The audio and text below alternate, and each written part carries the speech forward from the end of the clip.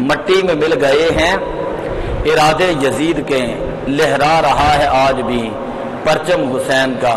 جو لوگ اپنی تقریروں کے اندر کہتے ہیں نا امام حسین نے پانی مانگا، یہ بالکل تاریخ کی غلط باتیں ہیں، ہم اس کو مانتے ہی نہیں۔ وہ لجپال اور سخی گھرانہ ہے، اہل بیت کا گھرانہ لجپال اور سخی گھرانہ ہے۔ ساری کائنات آپ کے گھرانے سے پلتی ہے، ان کو پیاس کی محتاجی نہیں تھے۔ جو لوگ کہتے ہیں انہوں نے پانی مانگا، وہ اہل بیت کی بے ادبی اور گستاخی اور توہین کرتے ہیں۔ وہ پانی اس وقت سے لے کر آج تک امام حسین رضی اللہ تعالیٰ عنہ کے آگے ہاتھ باندھ کے کھڑا ہے، حضرت عباس علمبردار کے سامنے ہاتھ باندھ کے کھڑا ہے۔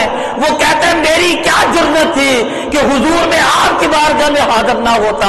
یہ کربلا کا منظر پیش ہونے کی بات تھی، اللہ کے ملائکہ دیکھ رہے تھے، خدا فرما رہا تھا یا ایتھا النفس المطمئنہ ارجعی الی ربک راضیۃ مرضیہ فادخلی فی عبادی وادخلی جنتی۔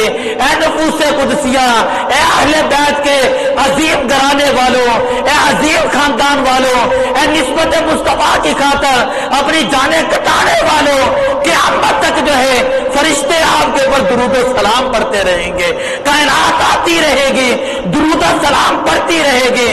جو درود نہیں پڑھے گا میں اس کی نماز کو قبول نہیں کروں گا، جو درود نہیں پڑھے گا میں اس کی عبادت کو قبول نہیں کروں گا۔